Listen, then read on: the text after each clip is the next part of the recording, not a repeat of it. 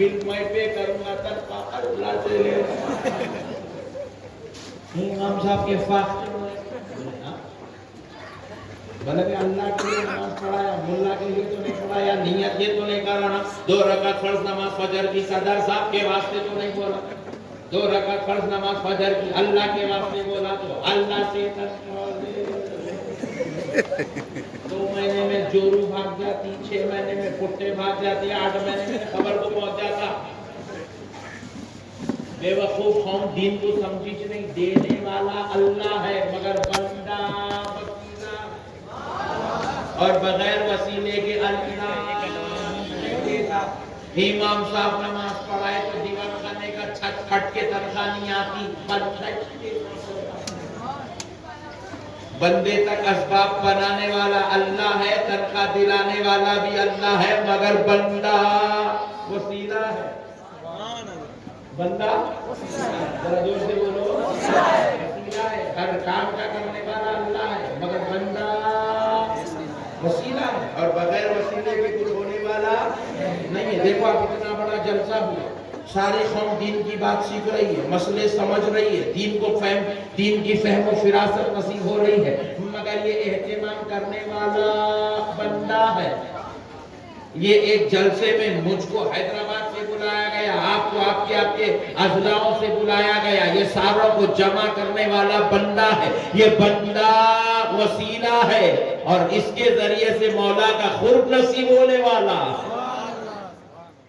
مسئلوں کو سمجھو پیارے دوستو آج یہ لوگ یہ دینداری نہیں سمجھ رہے ہیں نہیں سمجھ کے مسئلوں کو ٹیڑھے کر رہے ہیں اللہ سے ڈائریکٹ مانگنا بالکل جائز ہے مگر وسیلے سے مانگنا قبولیت کا ذریعہ ہے وسیلے سے مانگنا عنایت کا ذریعہ ہے نوازش کا ذریعہ ہے اور قرب الہی کا ذریعہ ہے اسی لیے پیارے بزرگوں اور دوستو آپ ذرا غور کرو ارے اللہ اللہ ہوگا جب قرآن بندوں کو دینا تھا تو ڈائریکٹ نہیں دیا مصطفیٰ کے سینے پر نازل کیا ارے جب خدا ہوگا نماز ہم سے پڑھوانا چاہتا تھا تو نماز ڈائریکٹ کسی بنگال والے کو کسی ہندوستان والوں کو یا کسی قوم کو یا کسی عرب والوں کو اللہ نے ڈائریکٹ نہیں دیا مصطفیٰ کو بلا کر معراج کا دولہا بنا کر نماز کا تحفہ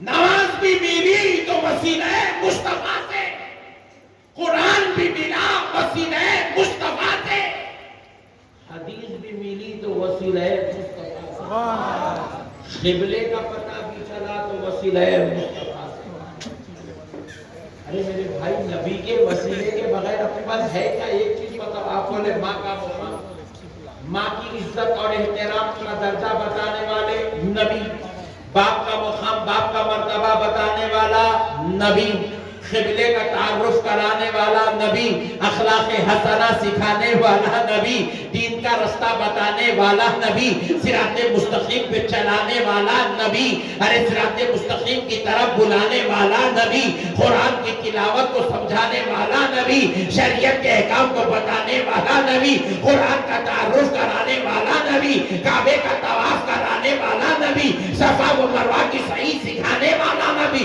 مزدلفہ کا قیام کرانے والا نبی رمیے جمار بتانے والا نبی ارے ذرا قربان جاؤ کوئی ایسی چیز تو لاؤ جو ہم کو ملی ہو اور اس میں مصطفیٰ بیچ میں نہ ہو ایک چیز تو لاؤ ایک چیز تو لاؤ ہم نے داڑھی چھوڑی ہے اس لیے چھوڑی ہے سنت مصطفیٰ کی اگرچہ کہ رضا خدا کی ہے داڑھی چھوڑنے سے خدا راضی ہونے والا ہے مگر وسیلہ مصطفیٰ کا ہے ٹوپی پہننے سے امامہ باندھنے سے خدا راضی ہونے والا ہے مگر وسیلہ مدینے والا مصطفیٰ ہے کہ ہم نے نبی کے ذریعے سے یہ چیزوں کو سیکھا ہے کون سی چیز ہے میرے بھائی اللہ نے تو قرآن نازل کر دیا مگر قرآن میں سورہ فاتحہ کہاں ہے نبی نے بتایا اس کے بعد کون سا سورہ ہے نبی نے بتایا پھر اس کے بعد کتنی سورتیں ہیں نبی نے بتایا سارے نماز پڑھنے کے طریقے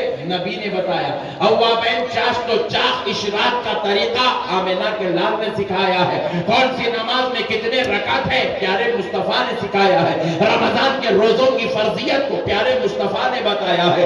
نوافل کے روزوں کے اہتمام کا درس آمنہ کے لال نے سکھایا ہے. حج کے اور عمرہ کے طریقوں کو پیارے مصطفیٰ نے سکھایا ہے. قربانی دینے کا طریقہ آمنہ کے لال نے سکھایا ہے. زکات دینے کا طریقہ پیارے مصطفیٰ نے سکھایا ہے. جہاد کرنے کے معاملات آمنہ کے لال نے بتایا ہے. ماں باپ کی عزت و احترام مرتبہ پیارے مصطفیٰ نے سکھایا ہے. ارے بتاؤ تو صحیح, ہر عمل خدا کی رضا دلاتا ہے مگر ہر عمل مصطفیٰ کو وسیلہ بنا کے آگے بڑھتا ہے. نبی کے بغیر کیا ہے, اولیاء اللہ کے بغیر کیا ہے, کیا ہے آپ ذرا بتائیں. ایک چیز تو بتائیں میرے بھائی کہ ہم ان بزرگوں کے بغیر ہم جو ہے اللہ تک پہنچ سکتے ہیں. ایک جگہ بتا, چلیے آئیے میں آپ کو قرآن کی ایک ایسی آیت بتاتا ہوں, آپ کا تعجب میں آپ پڑھ جائیں. اللہ اکبر. سارے لوگ رکعت باندھتے ہیں, نماز پڑھتے ہیں, مسجد میں امام صاحب بھی نماز پڑھا رہے ہیں. پوری قوم پوری دنیا کے اندر نماز پڑھ رہی ہے, پوری قوم نماز پڑھ رہی ہے. کیا پڑھ رہے ہیں؟ الحمدللہ رب العالمین الرحمن الرحیم مالک یوم الدین ایاک نعبد و ایاک نستعین. اب آگے کیا پڑھتے ہیں؟ اہدنا الصراط المستقیم. اے اللہ چلا ہم کو سیدھے راستے پر. سبحان اللہ. کس پہ چلا؟ سیدھے راستے. ذرا زور سے بولو. سیدھے راستے پر. ذرا زور سے. سیدھے راستے پر چلا. اہدنا الصراط المستقیم. اے اللہ ہم کو صراط مستقیم پر چلا, سیدھے راستے پر چلا. اب آگے کیا پڑھتے ہیں ذرا غور کر کے. پوری دنیا کے امام پڑھ رہے ہیں, پوری دنیا کی قوم پڑھ رہی ہے, پورے مسلمان پڑھ رہے ہیں. کیا پڑھ رہے ہیں؟ صراط الذین انعمت علیہم. ان لوگوں کے راستے پر چلا جن پر تو نے انعام کیا. سبحان اللہ. اور ذرا سے سبحان اللہ. یہ کیا کر رہے ہیں نماز میں؟ دعا کر رہے ہیں. کس سے کر رہے ہیں؟ اللہ سے گزارش کر رہے ہیں, اللہ سے دعا کر رہے ہیں. صراط الذین انعمت علیہم. کیا ہے اس کا مطلب؟ اے اللہ ان لوگوں کے راستے پر چلا جن پر تو نے انعام کیا. سبحان اللہ.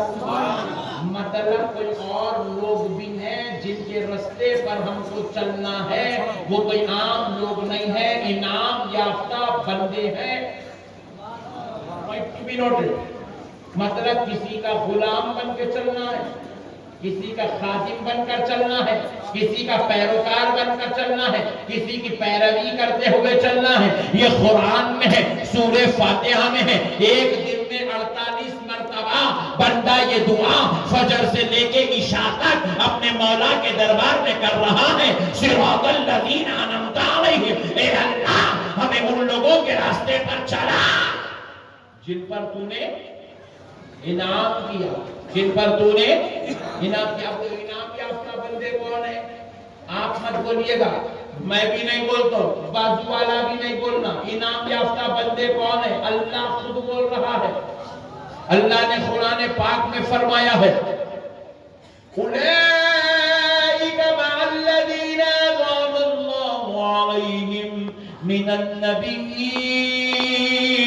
والصدیقین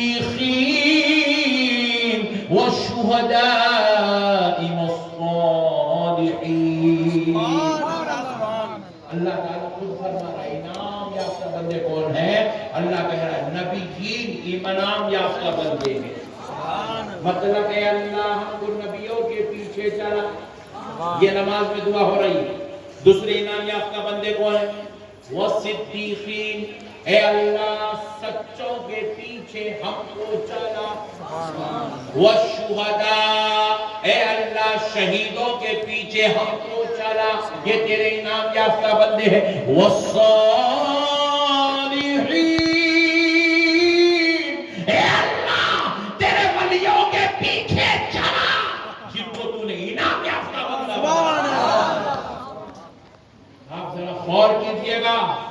صالحین کے پیچھے چلنے کی دعا، اولیاء اللہ کے تابع میں رہنے کی دعا، نماز میں ایک دن میں 48 مرتبہ 48 ٹائمز بندہ نماز میں کھڑے ہو نماز میں ٹھہر کے بول رہا، اے اللہ ہم تو ولیوں کے پیچھے چلا، کتنے یہ تیرے صالحین بندے ہیں۔ نماز میں ٹھہر کے بول رہا، ولیوں کے پیچھے چلا، باہر نکل کے بول رہا درگاہ کو نہیں جانا، ڈینجر پیس ہے، جاہل قوم ہے، اللہ اللہ ہو کر نماز میں دعا کروا رہا ہے کہ اے اللہ ہمیں ان ولیوں کے پیچھے چلا، نبیوں کے پیچھے چلا، صدیقین کے پیچھے چلا، شہداء کے پیچھے چلا، کیونکہ یہ تیرے انعام یافتہ بندے ہیں۔ تو آپ ذرا غور کیجئے گا پیارے بزرگوں اور دوستوں، ان کے پیچھے چلنا یہ ہمارے لیے نجات مغفرت کا سبب ہے۔ اچھا اور ایک بات سنیے گا، بڑی پوائنٹ کی بات، ایمان تازہ ہو جائے گا۔ جنت میں کس کو جانا ہے ذرا ہاتھ اٹھائیں۔ سبحان اللہ، وہ پیچھے والے بھائی جاندر کہاں تھا جنت میں، وہ بیچ والے تو اٹھائی میں ایک بھی بھائی لوگ بیچ والے، ذرا پھر ایک بار اٹھا دو بھائی، جنت میں کس کو جانا ہے؟ دو ہاتھ اٹھا دے۔ اچھا لیڈیز نے اٹھائے، پھر چھوڑ دو، ویٹ لے لو۔ لیڈیز ہمیشہ ٹینشن میں رہتے، گھر میں گئے تو بھی ٹینشن میں، باہر نکلے بھی تو ٹینشن میں، جنت میں نہیں جانا ہے مولا۔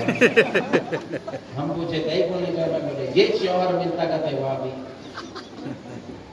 یہیں پیڑا مار مار کے مردہ نکال رہا، وہاں جا کے اس کے ساتھ نہیں رہنا، اس لیے جنت میں نہیں جانا ہے۔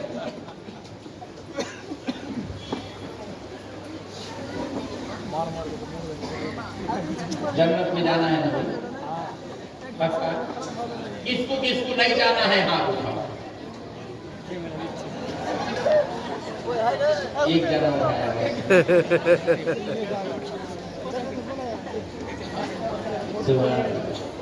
جنت میں جانا ہے۔ ہر جگہ جاتا ہوں روزانہ پوچھتا ہوں جنت میں کس کو جانا ہے، پورے لوگ ہاتھ اٹھاتے ہیں، میرے کو جانا ہے، میرے کو جانا ہے، میرے کو جانا ہے۔ ارے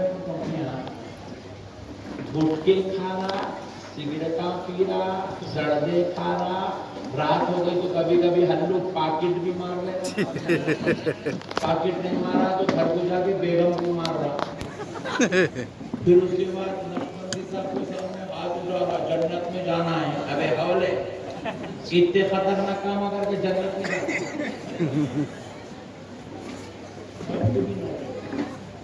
اتنے ڈینجر کام کر رہا، صبح سے لے کے شام تک 25 گالیاں دے رہا، 100 جھوٹ بول رہا، بدماشی کر رہا، لڑائی جھگڑے کر رہا، فتنے کر رہا، انتشار کر رہا، ماں باپ سے لڑ رہا، اولاد کا کوئی حق ادا نہیں کر رہا، بچوں کو پڑھا رہا بھی نہیں، اسکول میں بھیج رہا بھی نہیں، کالج میں ڈال رہا بھی نہیں، دین کی تعلیم سکھا رہا بھی نہیں، پھر وہ جنت میں ابا کی ہے، ایسا والے ویسا جنت میں جانا ہے تو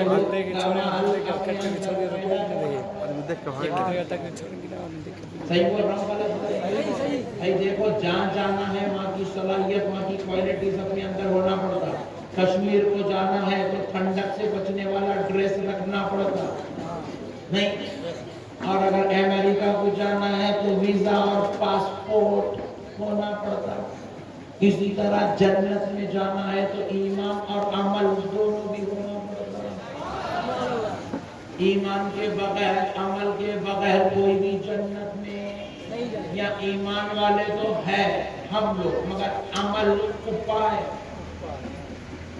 بالکل عمل نہیں کے برابر۔ کئی ایسے لوگ یہاں بیٹھے ہوئے پٹھے، جمعے کو نماز پڑھا تو پھر جمعے کو پڑھتا، پھر بولتا نوبندی صاحب نے کوئی جنت میں جانا ہے۔ ابے حولے جمعرات کو مر گیا تو دوزخ میں جانا ہے۔ بات سمجھ میں آئی نہیں آئی؟ آ گئی؟ جمعے کو جمعہ نماز پڑھے تو جنت میں کیسے جاتے؟ اور یہ پٹھے دیکھو اپنے گئے پورے چکنے چپاٹے صاف جنت میں جانا، جنت تمہارے سسرے کی ہے، ایسا تو دے دے دے۔ اور یہ میری اتنی بہنیں بیٹھی ہوئی ہے یہاں پہ، ایک بھی برخا پہنے نہیں، اس لیے میں کچھ دیکھ رہا نہیں. یہ میری بہنیں برخا پہنی نہیں. اللہ قرآن میں فرما رہا ہے یا ایوہ النبی قل لأزواجک وبناتک ونساء المؤمنین یدنین علیہن من جلابیبہن. اللہ قرآن میں کہہ رہا ہے نبی میرے پیارے مصطفیٰ آپ اپنی ازواج سے کہہ دو، اپنی بیویوں سے کہہ دو، پھر آگے کہہ رہا ہے اپنی بیٹیوں سے کہہ دو، پھر آگے کہہ رہا ہے مسلمانوں کی عورتوں سے کہہ دو. کیا وہ اپنے سر کے بال سے لے کے پیر کے ناخن تک سارے جسم کو پردے میں ڈھانپ لے، برقعے کا اہتمام کر لے. مگر یہ بنگال والی عورتیں برقع کئی کو نہیں پہنتی. جنت میں جانا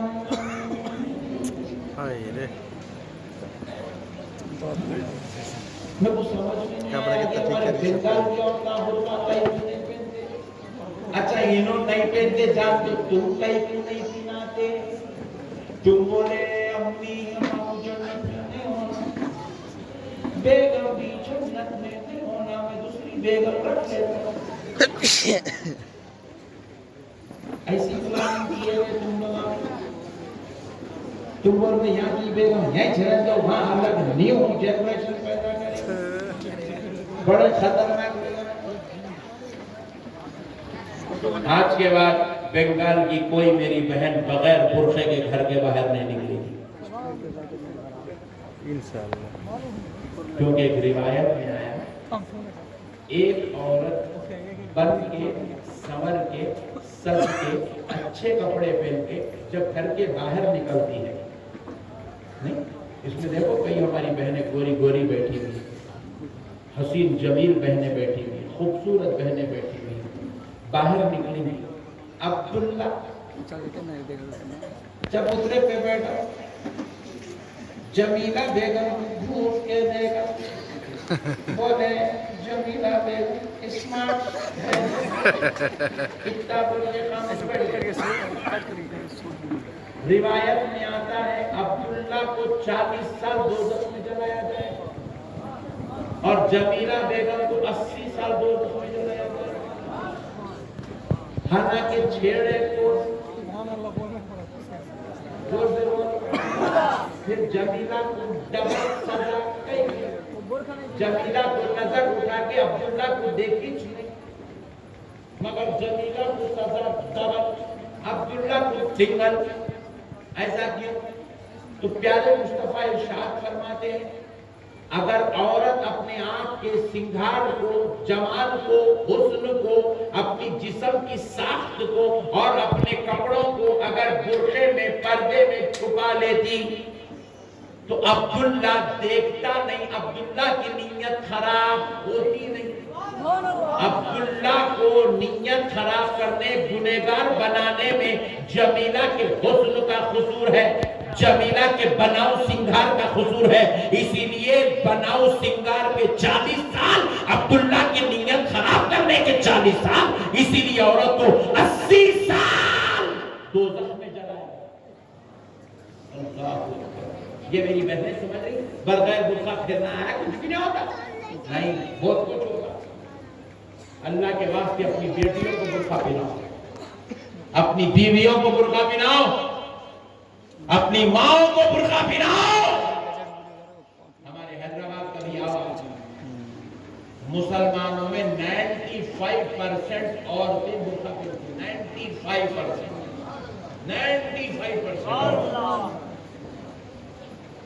اور یہاں بنگال کو ہے تو 1% بھی پہننے کو تیاری چلی. آپ میں بولا کہ علماء بولتے آئندہ سے یہ مولانا کو بلاؤ نہ کورے مالدار بلاوے کورے چپ کے تو بھی برقع پہنا کے جا رہے ہمارے. میری بہنوں میں تمہیں برقع پہنا کے مالدہ میں نہیں جنت میں گھمانا چاہ رہا. میں تمہیں بروز محشر سیدہ فاطمہ الزہرا کی باندیوں میں دیکھنا چاہ رہا. میں تمہیں بروز محشر حضرت عائشہ صدیقہ کی خادماؤں میں دیکھنا پڑ رہا ہے۔ ارے جو عورت شرم و حیا کا پیکر بن جاتی ہے اس کو جنت میں اللہ سیدہ فاطمہ الزہرا کی صحبت نصیب فرماتا ہے، ان کی خدمت کا شرف عطا کرتا ہے۔ ایک صحابی کی بات بول رہا تو بول میں تو ہے نا، ویسے بھی عورتوں کے بارے میں بولے تو تم بہت دل لگا کے سنتے معلوم۔ ہاں اچھا کرے حضرت، ان لوگ بہت تو بھی بولنا رہے بابا گھر میں گھر کر دے رہے بنا۔ سنو، ایک صحابیہ تھی، ان کا نام تھا حضرت ام خلاد۔ کیا نام تھا؟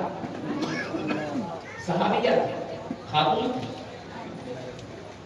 ام خلاد نام ہے، یاد رکھو ام خلاد، اتنا پیارا نام ہے، سبحان اللہ۔ آپ کے شوہر کا، آپ کے والد کا انتقال ہو گیا، آپ کو کوئی بھائی نہیں تھا، ایک جوان بیٹا تھا۔ کون تھا؟ ذرا دور سے، ایک جوان بیٹا تھا۔ تو حضرت ام خلاد رضی اللہ تعالی عنہ نے رسول اللہ صلی اللہ علیہ وسلم کے اعلان کرنے پر، فرمانے پر اپنے جوان بیٹے کو حضور کے ساتھ میدان جنگ میں بھیج دیا۔ یہ وہ بیٹا تھا جو کما کے لاتا تو حضرت ام خلاد کے گھر کا چولہا سلگتا، کھانا پکتا، ماں اور بیٹے کے پیٹ میں کھانا اترتا۔ وہ جوان بیٹا کما کے لاتا تو گزارا ہوتا۔ اب اعلان جنگ ہوا تو پیارے مصطفیٰ کے ساتھ اپنے جوان بیٹے کو حضرت ام خلاد نے روانہ کر دیا، بولے بیٹے جاؤ، رسول اللہ نے اعلان کیا ہے، میرے آقا کے اعلان کے سب سے پہلے حاضر ہو۔ جوان بیٹا گھر چھوڑا، کاروبار چھوڑا، ماں کو چھوڑا، جوان بیٹا گھوڑے پہ بیٹھا، تلوار ہاتھ میں لیا، جا کے رسول اللہ کے سپاہیوں میں کھڑا ہو گیا۔ حضور میدان جنگ میں لے گئے، جنگ چلتی رہی، کچھ کافروں پر غالب آتا رہا، غالب آتا رہا، غالب آتا رہا۔ اس کے بعد کچھ کافر اس پہ غالب آئے، اس پہ تلواریں چلنے لگی، ہاتھ کٹا، پیٹ کٹا، گردن کٹی، جان ساتھ ہو گیا، شہادت کا درجہ پا لیا۔ جوان بیٹے کی شہادت ہو گئی، حضرت ام خلاد کا بیٹا جان قربان کر دیا، شہید ہو گیا۔ اب حضرت ام خلاد رضی اللہ تعالیٰ عنہ کو یہاں اطلاع ہو رہی ہے کہ جنگ ختم ہو گئی، قافلے واپس آ گئے۔ تو حضرت ام خلاد رضی اللہ تعالیٰ عنہ صحابہ اکرام سے پوچھنے لگی کہ میرے جوان بیٹے کا کیا حال ہے؟ تو ایک صحابی نے خبر دی کہ ام خلاد تمہارا بیٹا شہید ہو گیا۔ تو حضرت ام خلاد کو یقین نہیں ہوا، تو چاہتی تھی کہ میں خود رسول اللہ کو پوچھوں۔ دربار رسالت میں آئی، ادھر عورتیں بیٹھی ہوئی ہیں، ادھر مرد حضرات بیٹھے ہوئے ہیں۔ حضرت ام خلاد اپنے پورے منہ کو، اپنے چہرے کو، اپنی آنکھوں کو صحابہ کرام سے چھپائی ہوئی ہے، برقع پہن کے بیٹھی ہوئی ہے۔ حضرت ام خلاد نے رسول اللہ سے عرض کیا، یا رسول اللہ آپ پر میرے ماں باپ قربان، آقا کیا میرا بیٹا شہید ہو گیا؟ تاجدار کائنات نے فرمایا، ہاں ہاں ام خلاد، تمہارا بیٹا جام شہادت نوش کر چکا، اللہ اس کے رسول کو راضی کر چکا، جنت کے باغات کا مسافر بن گیا۔ حضرت ام خلاد رضی اللہ تعالیٰ عنہ یہ سننے کے بعد ایک جوان بیٹے کی زندگی ختم ہو گئی۔ حضرت ام خلاد کا گھر چلانے والا چلا گیا، حضرت ام خلاد کی زندگی کا سہارا ٹوٹ گیا۔ تھا تو ایک جوان بیٹا، وہ بھی اللہ کی راہ میں قربان ہو گیا۔ آپ سوچو حضرت ام خلاد کی کیفیت کیا ہونی چاہیے تھی۔ ایک صحابی حضرت ام خلاد کو دیکھ رہے ہیں کہ حضرت ام خلاد نہ رو رہی ہے، نہ چلا رہی ہے، نہ بال کھول کے ماتم کر رہی ہے، نہ چھاتی پیٹ رہی ہے۔ حضرت وہ صحابی ان کے کھڑے ہو گئے، کہا ام خلاد تو کیسی ماں ہے کہ جوان بیٹے کی شہادت پر روٹی تک نہیں ہے؟ تو حضرت ام خلاد نے پلٹ کر جواب دیا، صحابی تم سوچتے ہو کہ ام خلاد چھاتی پیٹے گی، بال کھول کے ماتم کرے گی، ام خلاد چلائے گی، چیخے گی؟ خدا کی قسم ابھی تو ایک بیٹا شہید ہوا، اللہ اگر مجھے 10 بیٹے بھی دے دیتا، وہ بھی اگر شہید ہو جاتے، تب بھی خلاد بال کھول کر نہیں روتی، چیخیں مار کے نہیں روتی، تب بھی خلاد ماتم نہیں کرتی، کیونکہ میرے مصطفیٰ نے مجھے پردے کی تعلیم عطا فرمائی۔ میرے نبی نے مجھے پردے کی تعلیم عطا فرمائی۔ میں جوان بیٹے کی شہادت کا بوجھ تو برداشت کر سکتی ہوں، مگر مردوں کے سامنے بے پردہ ہونا، بال کھولنا، چیخیں مارنا، آوازیں نکال کر رونا، چھاتی پیٹنا، میں خدا کی قسم یہ گوارا نہیں کر سکتی ہوں، کیونکہ میرے مصطفیٰ نے مجھے پردے کی تعلیم دی۔